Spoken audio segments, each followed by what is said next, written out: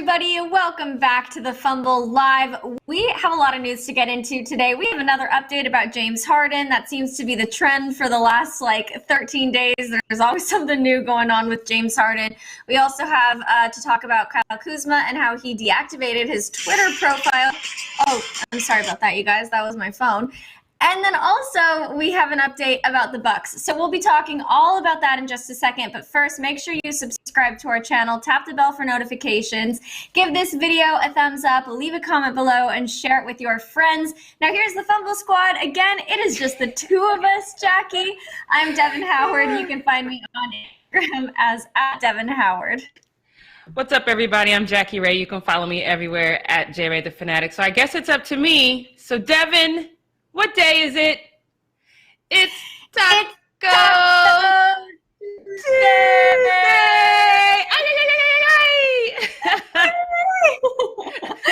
We did it. Oh, we held down the fort. Did it. Taco Tuesday. Yes, we did. And Jackie, I also want to point out we are matching again. You're wearing a nice black, white, and burgundy sweater. I'm wearing a black sweater here. So we are on theme, and I love it. I love it. 2 times. We didn't even call each other. We're just so in sync. It's crazy. I love it. It must be like the combined Laker fandom between the two of us. We just kind of are on the same wavelength. You know what I mean? I have my LeBron James earrings on today. I don't know if you can see. So cute. I love them. I have no LeBron gear on today, but I need to get some. I definitely need to up my LeBron apparel, my Laker apparel collection, because I don't have nearly enough. So I need to get into that. So you guys, Britt is out again today, but I believe she will be back again tomorrow with takes. So for now, it's me and Jackie. We're going to be running you through all of the latest news. We also are going to get the post-up from Jackie, as well as What We Not Gon Do, one of my favorite segments on our live show. So let's get into the news right now, you guys. Let's talk about James Harden. So there has been a lot of conflicting headlines about what he's doing, what he wants to do, what his plans are. We've heard that he's locked in with the Rockets for another season. We also heard more recently that he's requested a trade along with Russell Westbrook. It seems like the Rockets are going to be losing their longtime star, because now he reportedly has turned down a $103 million contract extension from the Rockets. And a lot of NBA players took to Twitter to express their surprise, because this is a lot of money that he's turning down. CJ McCollum tweeted about it and said, "Did I read this correctly? Bro really said, get me out of here." A fan then asked CJ if he would turn down $50 million to hoop in Siberia, and CJ responded saying, "LMAO, it's cold there, but you can buy some nice clothes," insinuating that he'd be willing to go to Siberia if he was getting $50 million to play basketball. Josh Hart also tweeted and said, "Turn down 50? Good Lord." And then Spencer Dinwiddie also tweeted that that emoji where they're nervously smiling but sweating at the same time. He tweeted a bunch of those. So obviously other NBA players feel that turning down this sum of money is outrageous, but James Harden obviously wants to win a ring, and he clearly doesn't see that happening in Houston. The Rockets' insane offer to James Harden shows that they want to keep him long-term, and they want to continue to build an NBA championship team around him. But as Woj said, James believes that his window to chase a championship in Houston has ended. So he's just ready to go. He's not even motivated by money right now. I admire that his focus is on winning. But Jackie, do you feel that this was a smart move for James Harden to turn down that contract extension? Or do you feel that it's more admirable that he's focused on winning a championship? Just to be clear, there is no place in my life where I turn down $50 million unless it's, unless you're trying to make me an assassin. And then it depends on, what am I doing? But I just don't see there's a time and place where I'm turning down $50 million. But I think regardless of that, this is very smart on James Harden's part, because to get this money, but you're not going to build, because that's what the problem that they've had in Houston, right? So there's still some problems. We know all the dysfunction that they've had in that organization thus far. They lost their GM, their head coach. Russ he's on a 2-year deal. 1 year in, he's like, no, I'm out. So there's a lot of pieces that need to be fixed. So that $50 million is just going to be $50 million.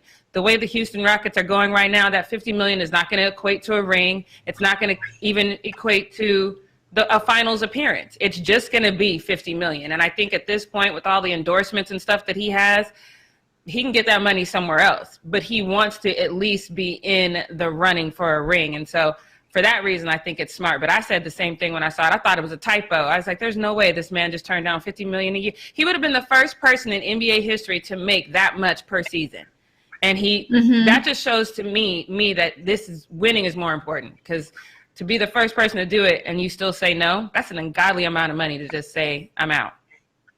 Right. I know. I agree. I mean, it is very surprising. And obviously other people in the NBA feel the same way, that this is the kind of offer that very few can actually refuse. So just to clarify, Jackie, you don't feel he should have stayed in Houston for that money? You feel that this was the best move for him right now?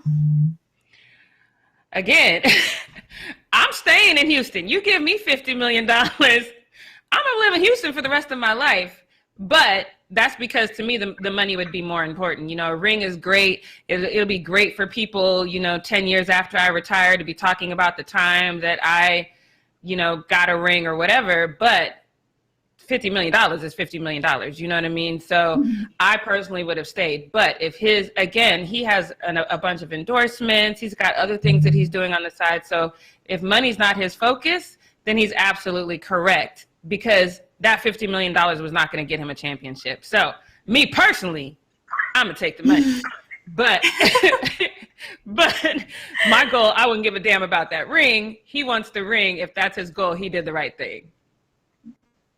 I guess when you look at an athlete, the primary focus, yes, the money is great, and I'm sure that a lot of them are chasing the dollar signs, but the sign of a great athlete is having the rings, winning the titles, winning MVP or whatever it is. So I understand his motivation here.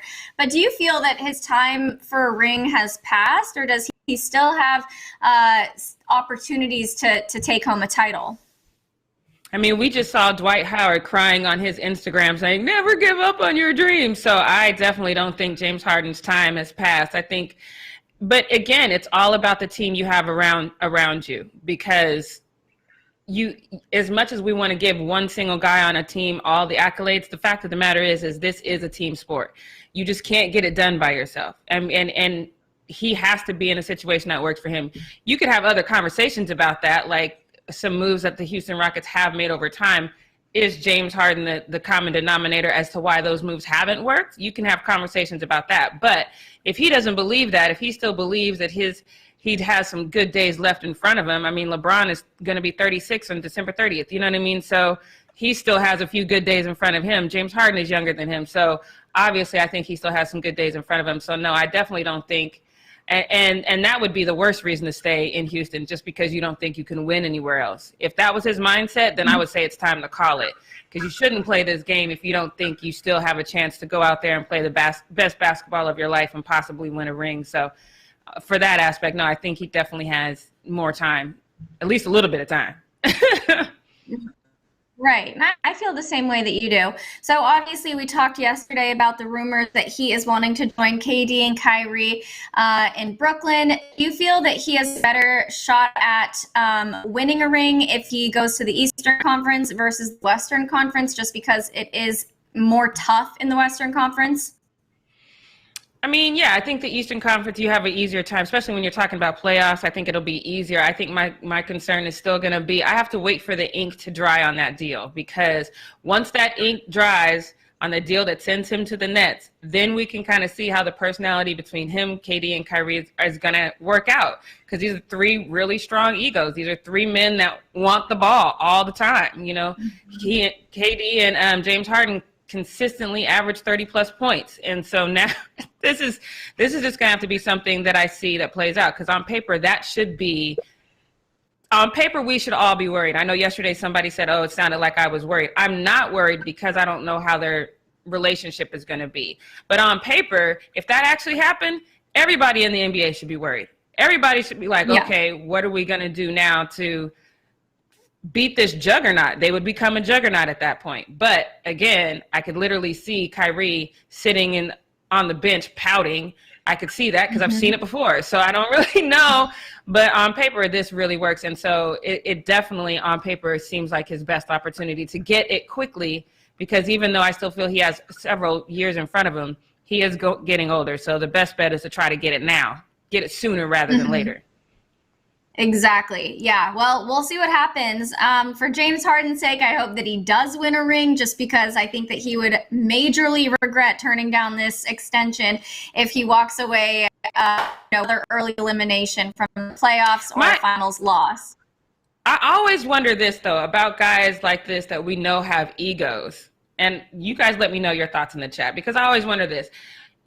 How does that work? Because I know we said the same thing about KD. KD left OKC and went to the team he couldn't beat, a team that was already running like a well-oiled machine. So he was just kind of, the seasoning salt on this perfect meal anyway. He wasn't like the end-all be-all. Yes, they got KD specifically to beat LeBron, but I just wonder, does it mean more to you when you stay in a city that you're loyal to? In 2017, he tweeted that he would never leave. So do you stay in a city that you're loyal to and have them build around you, and then you're the reason why they win? Or do you go over to this team with all these superstars on it, and then no one's really getting the hash mark as to why they won? You guys all have to share that glory together. I'd be fine with that, but it just seems like the ego of those three specific men, I don't know if they're going to want to share that glory. So that's where I think we're going to run into some problems, but we'll see. We'll see. Yeah. Well, and to answer your question, I know that the chat is going to be chiming in as well, but I do admire loyalty to a team, but I also understand that, like I said before, when you're a professional athlete, your motivation is to win, is to collect rings. You want to be on the championship winning team, and I don't think that it's fair of us to judge anybody for wanting to go to the teams where they'll have a better chance of achieving that. That being said, the KD Warriors thing was an entirely different beast. So, and we've talked about that so many times here, but it did feel a little bit like, it did feel a little weird seeing him go over there, but ultimately, like, you want to win. It worked. If you're going to do it with the Warriors, go ahead.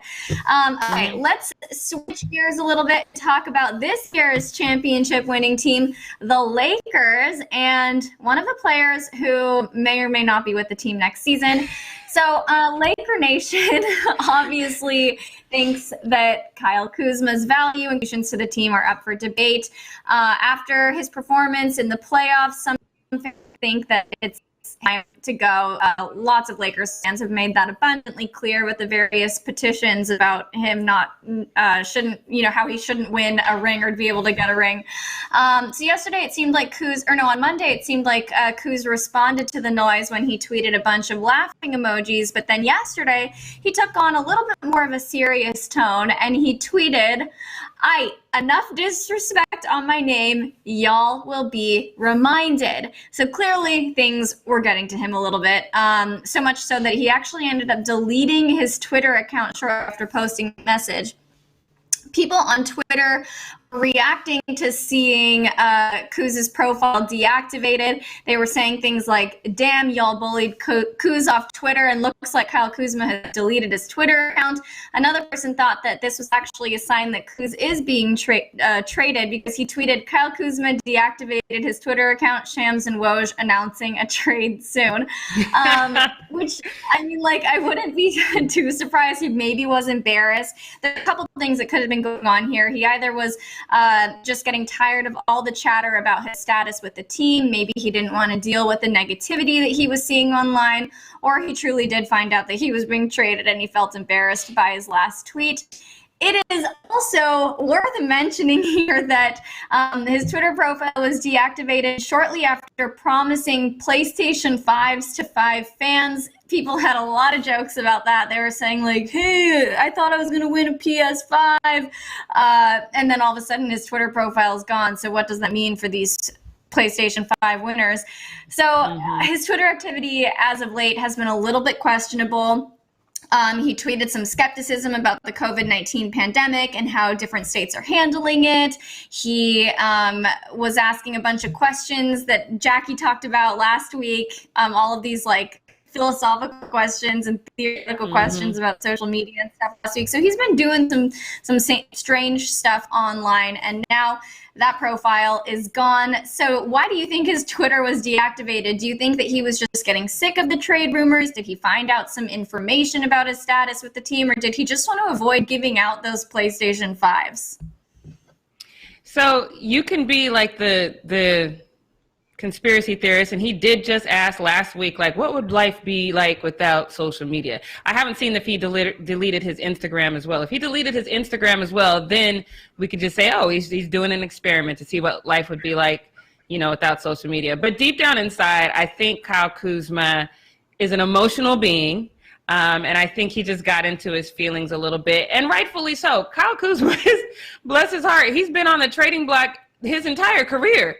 Every offseason, that man's name is in trade talks. And I felt bad for him because LeBron kind of put some pressure on him because, you know, he was in the trade talks last year. And I remember one of the funniest things that happened at that time when we knew that the whole Lakers squad was about to get traded. There was a moment where LeBron was fiddling with his chain and Kyle Kuzma ran over there and like tried to, you know, make sure the chain was right for him. And then all these memes started floating around like, oh, he's trying to keep his job. He's trying to do this. So his name is always at the forefront of trade talks and shade. And maybe he just had his limit this time because, you know, LeBron, like I said, put that pressure on him that you have to be the third best scorer on this team. I think he got close. I think he got close to being that bench player that we could all count on, but he just never crossed over that hump. I think Kyle Kuzma will? Yes, when that whole trade thing happened, the only two people that I didn't want traded at that time was Kyle Kuzma and Brandon Ingram. Now I'd rather flip it. Now knowing what I know now, I'd rather keep Brandon and, you know, send Kuz out. But he's just a little soft. And I don't even mean that in a mean way. He's just a little soft. He's a little bit more emotional than we're used to seeing, especially from athletes. So he kind of just probably didn't want to. And if he is traded, then if his Instagram isn't deleted now, it'll be deleted when he's traded. He's going to take a month off of social media. I can just tell y'all that right now. So I went on Instagram really quickly. His Instagram is still there. That has not been deleted. So right now it's just the Twitter that's been taken down. But I'm totally with you. If he does get traded, especially after that tweet about y'all will be reminded, I can definitely see him taking a month off of social media. And I wouldn't blame him. I think that everyone can use a month off of social media at some time in their life or another. And this is definitely going to be it for Kuz because he is not going to be able to handle all of the negativity, all of the trolling and drag he's going to get online.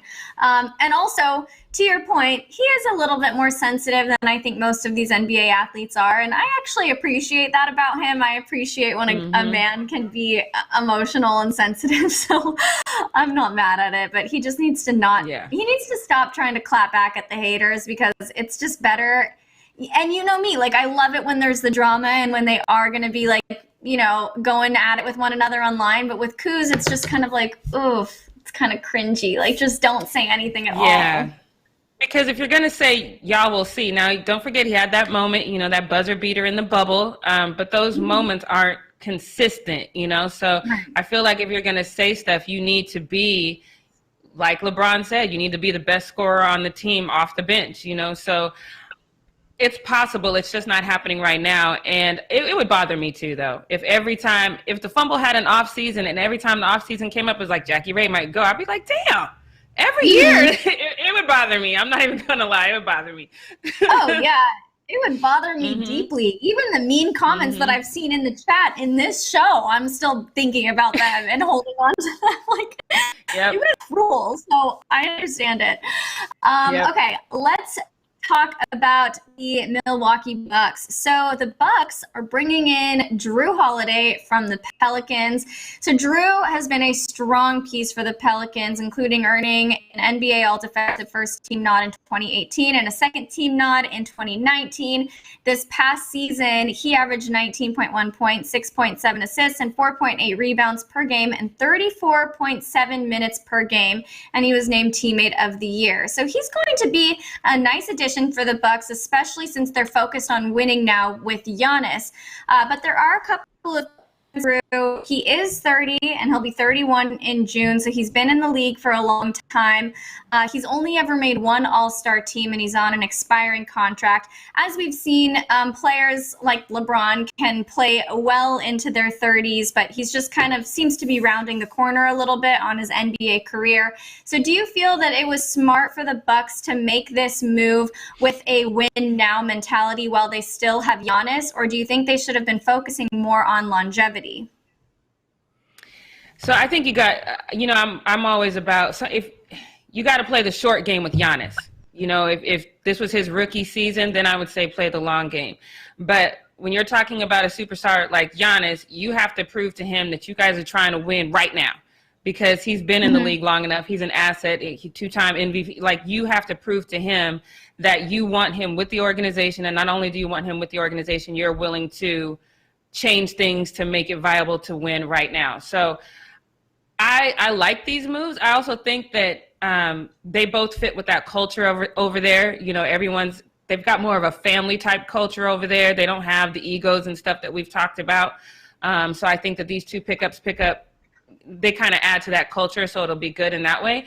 But you're right. The initial thing was like, okay, Holiday's been in here for a minute. He's never done too much, but defensively, I think it was 2 years ago. 2 years ago, he was defensive first team or something like that. So from a defensive aspect, and that's dope. Bring him in and let's see what he can do. I went to after I saw this trade, I went to their website. I went to the Milwaukee Bucks website. Kind of just wanted to read an article about the thoughts, the team's thoughts. I didn't see that, but I did see they already updated their depth chart. I swear I went to their website like an hour after I saw this story, and they already updated the depth chart, and they're planning on switching them out, like having them in that backcourt. They're going to be this tandem team. So obviously the coaching staff over there thinks that as a tandem team, these two guys can work well together. They can complement Giannis, but this isn't going to be the last thing we see. They're going to make another big move before it's all said and done, and then we can kind of sit down and see, okay, does this make them? Because in my head, you still have to be thinking about the Nets. You still have to be thinking about what's going to happen with the Nets. So they're going to be making another move. But as far as the culture goes and the immediate impact, I think it was a good move. Okay, cool. And then for those of you in the chat, I would love to hear what you guys think. And Jackie, I'm going to ask you this same question, but I think I know your answer already. Do you feel that the Bucks they gave up too much for Drew, or do you think that this was the best move? So chat, let me know what you think. But Jackie, what are your thoughts on what they had to give up? I am always anti giving up first round picks. I'm just not, especially for an old guy. I'm not trying to give up any first round picks for someone who's been in the league for several years, unless we're talking about an AD or a Kawhi or something like that. Then, okay, let's talk about that. Anybody after that, no, I'm not trying to give up my first round pick, because now you've affected my long game. Because now if I get in a bind and then all this fresh young talent is out there, I'm not in a position to capitalize on that. I am always anti giving up that many first round picks, but at the same time, they're playing the short game. So you have to put your mind in that mindset. They're playing the short game. They're not playing the long game. They need something that's going to work right now, and then they'll figure out the rest later. I don't think that they think that Giannis will be there forever. They just want to capitalize on the opportunity to hopefully keep them there a little bit longer, just to give him that shot. And I think that Giannis, if he feels like he has a solid shot, that they will do well. But it's interesting to see that the team with the best record in the NBA looked like trash in the bubble. So obviously they needed to make some moves right now. I never like these types of moves, but again, short term, you just got to wait and see. And sometimes you just don't know if it's worth it until you know if it's worth it. If he gets out there and then all of a sudden it works perfect, then you're like, hell yeah, that was perfect thing to do. If he gets out there and he's hurt week 3, now you realize you gave up too much. So sometimes you just don't know until you know. Right. So for those of you who are answering us in the chat right now, they did give up 3 first-round picks and 2 future draft pick swaps. So that's 5 picks total. I saw somebody in here saying too much. 5 picks for Drew is just too much. Brandon Franklin said they gave up a lot. Vincent Lee says they gave up too much. But KL the Beast thinks that this is the best move. Ace says Drew Holiday is trash. And he also says that trash. Drew Holiday is overrated. Yeah, true. This person's a big Drew Holiday hater now that I'm reading more of their comments. Yeah, I mean, they did give up a lot. It is going to be an experiment to see how it works on the Bucks here. I think it's also interesting and something that I'd like to talk about how the Bucks they do have this win now mentality. Like they're also not planning on having Giannis stick around for much longer, which goes against what we've been feeling on the Fumble. We always felt that he would stay there at least for a few more years before jumping ship. But now with the Bucks making moves like this, to me it seems like they're planning on him leaving in free agency. Do you agree with me, Jackie? I mean, I think that's just the culture of the NBA right now. You know, no one's trying to stay, I think outside of Dame, you know, and a couple other people that are just going to stay there on their team till the wheels fall off. People want to get this ring. People want to have that ring sitting on their mantle with their grandkids around. And so now they're just kind of making moves to make that happen. And I think that with Giannis, he would love to, he's a little different. I think he would love to stay in Milwaukee, but not at the sake of giving up an opportunity to get a ring. If at the end of this season, there's an opportunity that he can make a move and it's almost like he's walking into a situation where AD walked in with the Lakers. I think as soon as we saw that situation happened, we knew that the battle would come down to the Battle of LA, but whoever won that battle was going to win, you know, the championship. I think we all knew that. So in your head, when you're kind of thinking, okay, I just have to beat this one team and then I can get there, then Milwaukee's doing the right thing. I get it. I agree with everyone in the chat that said that this is a bad move because, again, I'm going to say it again, I am anti giving up that many first-round draft picks. I think you're shooting yourself in the foot. However, if you're trying to put together something that's a win right now team and you're hoping that, because then now it's a two-part system. Because if you win right now, but now you have people aging out or getting hurt or maybe they're not as good in just that 1 year, now you don't have any first-round draft picks. So even if you do win now, you've still kind of put yourself in a situation where you can't build from there. So it's a two-part thing. And I mean, I just don't know what their game plan is, but it is to make Giannis feel that he can stay for right now. Yeah, that is such a good point because you do have a superstar who might leave. You do have older players, and then what happens? No first-round draft picks, so you're stuck just not even being able to go into a really solid rebuild mode. I don't know. It's questionable, but we'll see what happens. We'll see what works and what other moves that the Bucks decide to make. But for now, that wraps up Need to Know News. So Jackie, can you take us into the post-up? Yes. I can. It's time for Post Up with your girl, Jackie Ray. And, of course, we're going to stay on the same scheme of things because Houston fans are losing their mind. I think we all kind of are. I've seen you guys in the chat. Turning down $50 million just seems a little weird. But I want you to take a look at this post because this fan posted this on his Twitter. And he says, so Travis Scott says soon, first with a pic of himself and Harden, then a hoop with no net, possibly implying no nets. Harden drops the cap video. Did Travis Scott just save the Rockets? So this is like, you have to pull out your decoder ring because that's a lot. Like this person really read a lot into these two pictures. I'm guessing a lot of you might not know what the picture is. So before we kind of really break this down, let me show you really quick. James Harden decided to post this video to his IG with just a bottle and a cap. So let me show you that one because right after that, the flood of tweets came in.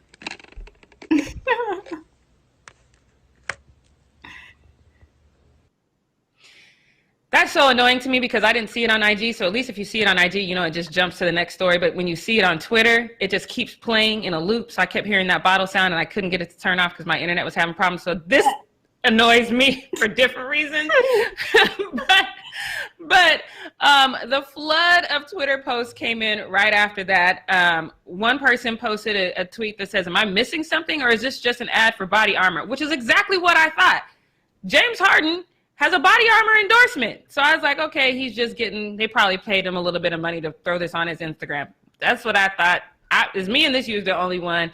These next tweets will show you people are not in it at all. This says, means he's saying that all the rumors are lies. Hope this helps. Does not help because I don't think that that's actually right. This one said, if Harden took the contract, he doesn't care about winning. When Harden declined the contract, he's a snake. Doing all this to beat a 36-year-old LeBron. I agree with that one. He's damned if he does, damned if he doesn't in this one because y'all gonna hate. But this one, I think, actually explains the whole thing. So I'm glad we saw them back to back. It says, bruh, if anything, it's Travis saying the announcement is coming soon. And since the rim is missing a net, it means he's joining the Nets. And the video of Harden was of a drink he's sponsored by. Do you really think that after all this stuff, nothing is going to happen? I think that is what Houston Rocket fans are hoping. They are hoping that this is just a rumor mill and James Harden is going to stay. I totally disagree with that. Devin, do you agree? Because I think that when you've had this much conversation, something is brewing in the background. I think Houston Rockets fans need to hang it up. This is over. Yeah, I think it's over too. I mean, it's been a week now or more where there's been all these different rumors about James Harden and what he's going to do. And I think that Travis's stories or posts or whatever, they're no coincidence. I don't think that if I had looked at those, I would have read into them as deeply as everybody else is. But now that I'm seeing all of these conspiracy theories going around the internet, I totally buy it. I don't think that James Harden is staying in Houston. I think that he's ready to go. He's motivated by winning. He's not as motivated by money. So I just think that he doesn't see that happening with the Rockets anymore. And he's on his way out. And I don't blame him. I think that he can go. The team has had so many changes. I don't blame him for not wanting to stick around and see if it's going to work. Yeah, I agree. I saw Ace in the chat said that James Harden is going to Golden State. I think we can go ahead and say that is a rumor that's not going to happen. But all these other rumors, we just don't know. We're not going to know until the ink dries on the contract. So everybody just relax. Just wait. It's coming. Chill out. All right. Speaking of more rumors, I told you guys about this one yesterday. I couldn't remember the tennis star's name, but there's a tennis star that said he hinted that Giannis actually wants to go to Miami. We actually found that exact quote. We're going to put it up there for you right now. He said, I just asked a bunch of questions. I asked him straight away if he was going to go and join Miami, and then he had a massive smile on his face. Maybe it could be brewing. Apparently a massive smile on your face is enough to imply that you want to go to Miami. But Giannis responded right away. He tweeted, he says, why do you always have to start something? But he does it with several laughing emojis. I would have wanted another, maybe straight-faced emoji. Because now I'm with the dude. Maybe you're laughing it off because don't do this to us, Giannis. Obviously, we're reading into every single tweet, every single deactivated account. Don't do this to us. Just say less in this moment. Devin, do you have? Yes.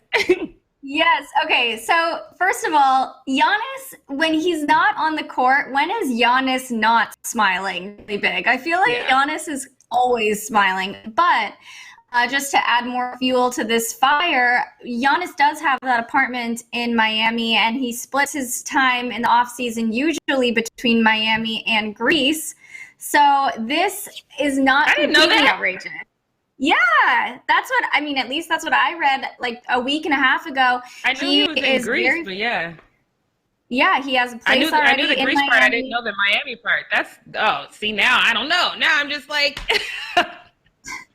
And look, I never want to read into Giannis rumors because I've strongly felt for a long time that he's not leaving Milwaukee. But I think that this last playoff run, their early elimination, I think probably really got to him. And I think that he's starting to feel that loyalty to the Bucks isn't paying off as much as he wanted it to. And going to Miami would make sense since he is already familiar with the neighborhood. He obviously likes the city over there. So I don't know. I mean, he's always smiling, but maybe he was smiling even bigger when asked this question. Yeah. Okay. All right. Now I'm going to go ahead and just stick that in a possibility, a rumor that's possibly true. This next one just makes me sad. It really does, because since y'all won't wash your damn hands, wear a mask, and stay in the house, we might not ever get our parade here in LA. So now we're just going to have to settle for this video of the banner from Quinn Cook. So yeah, that's it. That's all. That's probably all we're going to get. And it's so sad and depressing to me because I just want a parade so bad. Like, you don't even know. Can we just host a virtual parade? Like, this is not enough. It hurts. It does. Like the second he posted it, I was like, oh man, if this is all we get, I'm going to be so upset. But hopefully maybe we could do something. I don't know. They did say, wait, I think I froze. I don't know if okay, I'm back. They did say that once they're allowed to, they'll host a parade. They'll do the whole parade, the whole celebration. But like, who knows what that'll be? It could be 2 years from now. And then what? Are we going to be as excited to celebrate the 2020 championship?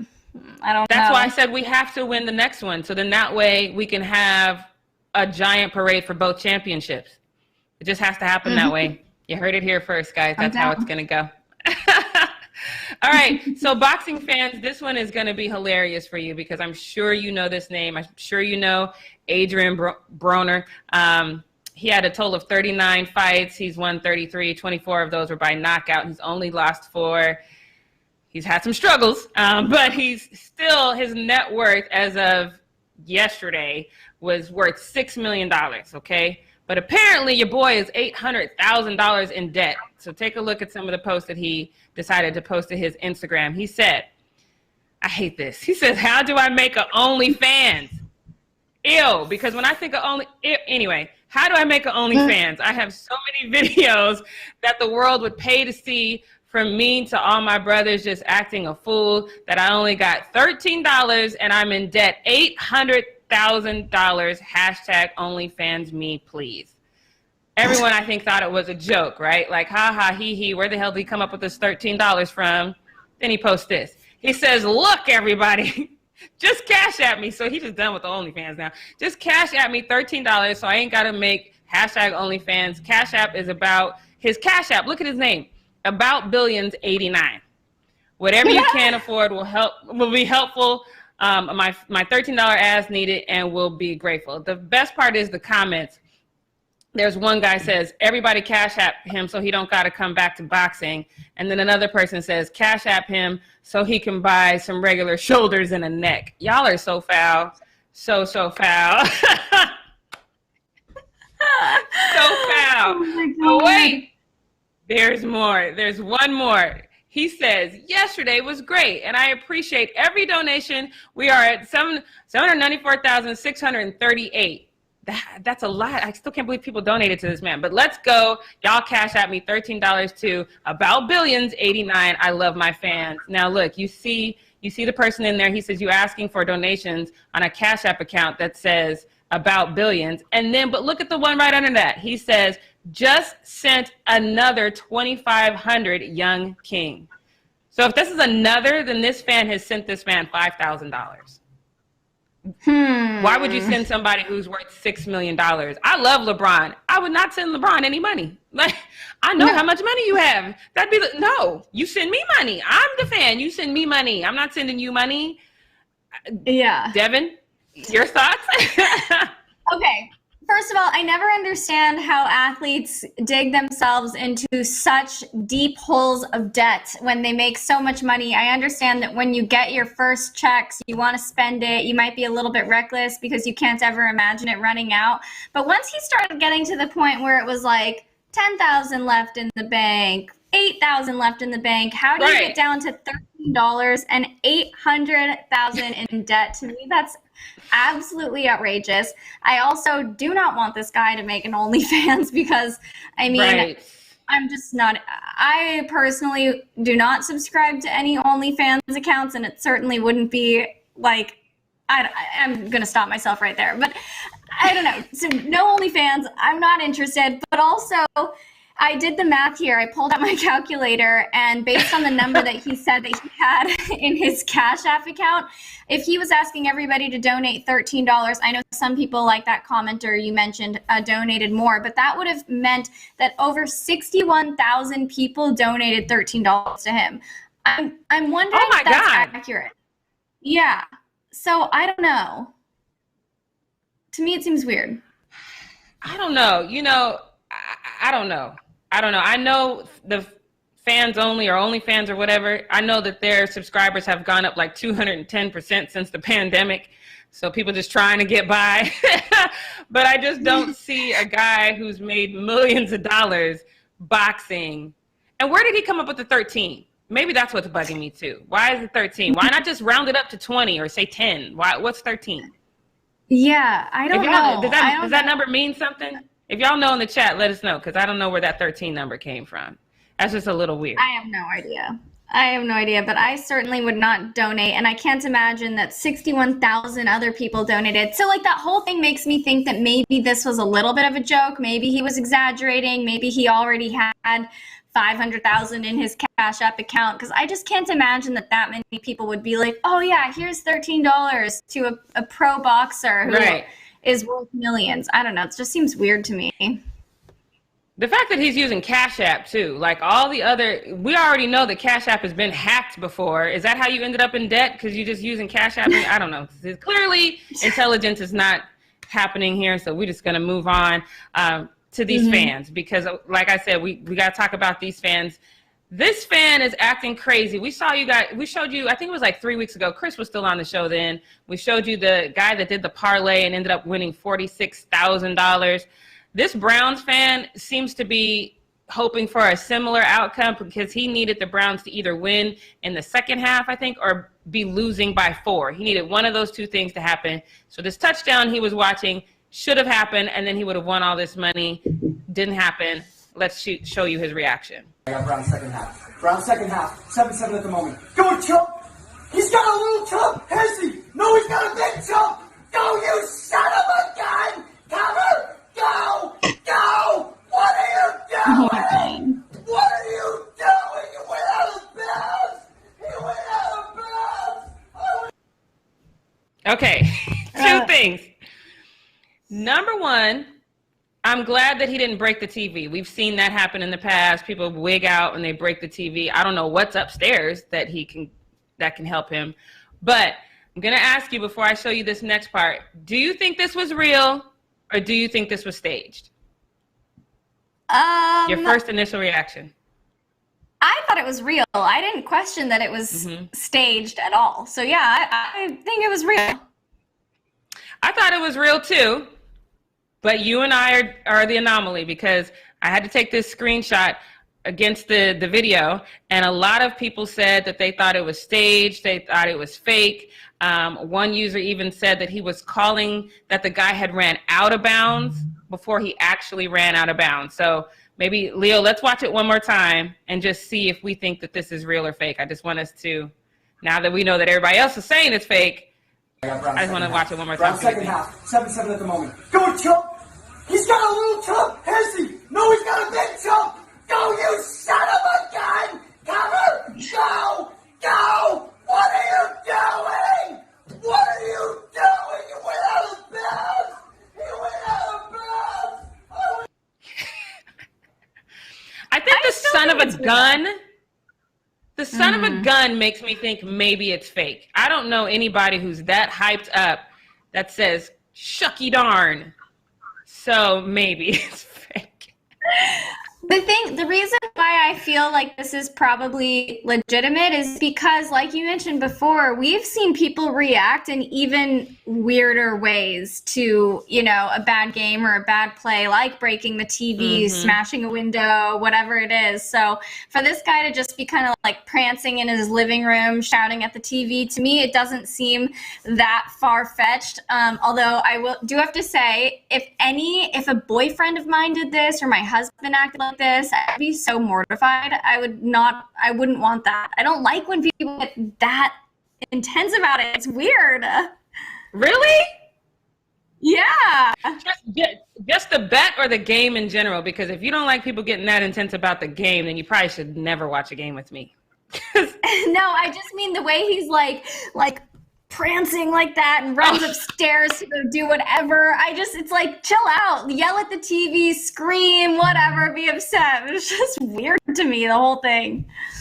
Okay. All right. I mean, I agree that it's a little weird when because I don't like people that bet their own money. I know that sounds bad, but like if you come into some extra, like if you are asking people to cash app you $13 and you sucker punch in 60,000 people to do that, you can bet that money. But I'm not a big fan of like betting my own money on a game like this. And then to the point, because I feel like people, when they act like this on a bet, it's they bet money they couldn't afford to lose. You know what I mean? Because otherwise you just be like, oh, okay, damn, I would have won, blah, blah, blah. But when you can't afford to lose it, that's when you act like that, I think. I could be wrong. Yeah. I've never had a gambling problem, so I don't know that for sure, but that's what I think. All right, guys. Well, that's all I have for the post-up. So now we're going to get into this one. This one's going to take me a second. So I want to break all this down for you guys, because now we're going to talk about what we not going to do. Now, you guys know that most of the time I tend to fall on the side of the athlete with things. But this one, I think I'm kind of on the fence, even though I'm a little bit more on the side of the athlete. But let me just tell you my unpopular opinion. So, NFL season, I think it's because of the pandemic. Usually by now, we've probably heard of at least one domestic violence case. But thankfully, we haven't this year. I hate those cases. I hate to hear about them, mainly because 9 times out of 10, the female usually takes them back and she drops the charges. I don't want to hear about it if you're going to drop the charges. If you're going to stay the course and make sure this person can't do this to anyone else, then I'm with you. Let's get this man convicted. Let's do that. But if you're just going to go back to him because you either like the money or whatever, then just don't mention it. That's my thought process. So I hate to hear about anything that happens off the field if we're not actually going to follow through with it. It doesn't make sense. So last week I told you what we're not going to do is pretend that Tom Brady took in Antonio Brown out of the kindness of his heart. I said there was no way in hell that was a thing. If anything, he was going to take AB in because he wanted to make sure he didn't get in any trouble and he was doing the right thing, doing his workouts, things of that nature. And now I think I have some proof, because Antonio Brown was accused last month of destroying a security camera and throwing a bicycle at a security guard on October 15th. Miami Herald reported this, and then it's a police report. It's public information. Police decided that they had probable cause to charge Antonio Brown, but they decided not to because the president of the Homeowners Association, her name is Sylvia Berman, she told police that she didn't want to press charges because she feared Antonio Brown and that she feared that he would retaliate against people in the community or the employees. So if you think someone is going to retaliate against you, you're afraid of that person. You think they're violent. You think that you're in danger in some way. Well, then she recants that statement, and then she doesn't want to press charges, and she says, I thought it was warranted to call the police in that moment, but he since apologized, and he offered to fix the camera, so she didn't want to press charges, okay? Again, keep in mind, this story happened on October 15th. Today is November 17th. Jenna Lane is a sports reporter who wrote about this yesterday, which is November 16th. Her post says, again, Leo just had it up there, but it says Antonio Brown allegedly wrecked a camera, but he wasn't charged. Again, I don't understand this post because she says Antonio Brown allegedly wrecked a camera, but wasn't charged before joining the Bucks. All right, well, then why are we talking about it? Well, why is this a story now? It doesn't matter now if this happened over a month ago. Yeah, I mean, unless you're going to spin the angle, like, could this be why Tom Brady had him come in? Why are you just going in depth on charges that aren't coming about. And so here's the thing. I know she's a sports reporter. I was actually a hard news reporter.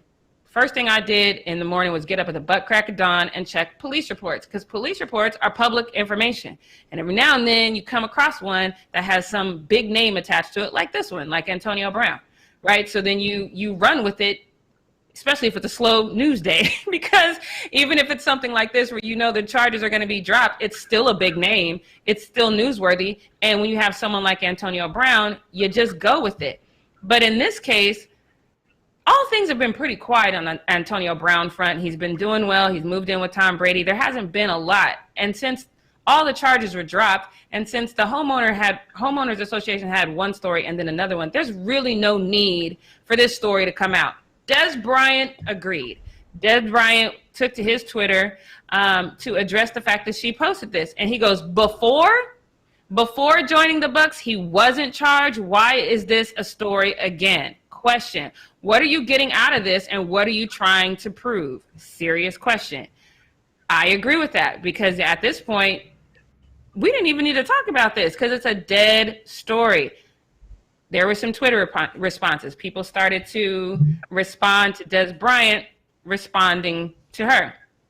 So she first responds with her, I guess, explanation, and says that, hey, Des, I'm not trying to prove anything. Doing my job, reporting the facts, plain and simple, just as I've always done. And charges or not, he could still be found in violation of his probation. So now she's reaching, right? Because now you're just making it up to kind of save face. That wasn't nowhere in the story that this is a possibility. And if that was a possibility, I don't know if y'all know how probation works, we would already be hearing about this. So now Twitter starts to react to her basically trying to save face and say, no, I was just doing my job. So then the question came up that is a typical question that comes up time and time again. Leo, do we have those other tweets? If not, I can probably pull them up.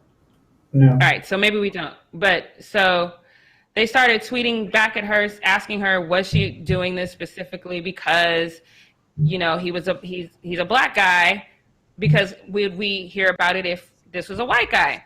So then that actually made me think about Josh Allen. I don't know if you guys remember him, but he was the kicker for the New York Giants. Is it Josh Allen? Josh something. He was a kicker for the New York Giants, and he beat the hell out of his wife on several occasions. Over and over and over again, he beat her up to the point where it happened in a hotel, and the police came. There was a police report. All of that was swept under the rug, and like a week after he beat her up, the Giants re-signed her. Now there's rumblings in the media, but no one said anything about it. Everyone covered it up. And the only reason that it came out is because she decided she was going to come out with the story. She was going to go to the media and tell everybody that he was beating her up. So Josh Brown, I forgot. Josh Brown was his name. He was the kicker for the New York Giants that was beating his wife. So then the question becomes, how can this guy not only repeatedly beat his wife, but get re-signed, and everyone's okay with making that hush-hush, and then she decides to go with a non-issue, something that everyone has let go, a month later and bring it about. Like it or not, these are questions that have to be asked, especially today in this society. So what we're not going to do, Miss Jenna, is pretend like you shouldn't have wrote this story. If she'd have wrote this story a month ago, right after it happened, I would have been cool with that. If she'd have wrote this story it happened October 15th, if she wrote it on October 18th, I would have been cool with that. If she wrote it on October 28th, which was the day that Antonio Brown was signed, oh, Antonio Brown is signed in spite of blah, blah, blah. That's relevant. But now you're going to wait a month later when nobody's talking about it, and you had to go digging for this because it's a month removed from it. What we're not going to do, Miss Jenna, is pretend like this is the right thing to do. It does seem like you have an agenda whether you do or not. It looks like you have an agenda because this isn't even newsworthy right now because it's over. They're not even going to charge him for it. Devin, what do you think? Do you think that the tweets that, I know we couldn't see them, but there were a lot of tweets asking her, like, what's your agenda? What are you getting out of this? Like, are you getting some sort of kickback to try to make him look bad? Do you think that those questions are warranted? So, okay, I will say I agree with you that it does seem to have come out of nowhere. They're very late to the party with that news story, and it doesn't seem like it's going to benefit anyone for them to be discussing it now. in her defense, maybe this was a story that was assigned by an assignment editor. Maybe she actually has no role in what she covers, which I know can happen a lot of the times for journalists, reporters in all different fields. So maybe she really had no choice but to cover it. But then that would mean ESPN has an ulterior motive in sharing it. And I think that pointing out the differences as you did between, similar situations, it shows how Antonio Brown's news is being handled differently. But I mean, I'm with you. It seems random. It seems unnecessary to be publishing this story. But perhaps she wasn't the one who was doing the digging. It might have come from someone higher up than her.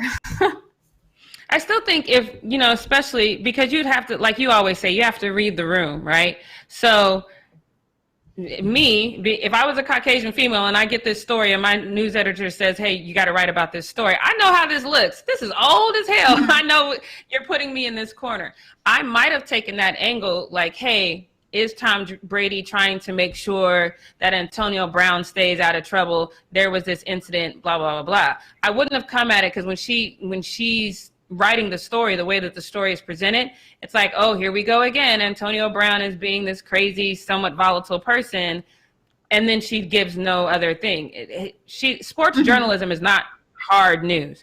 You can insert your opinion in sports journalism. She could have done that. She could have asked questions. She could have done any of that. But instead, she decided, and when you read the story, unless you read the date, you think it happened yesterday.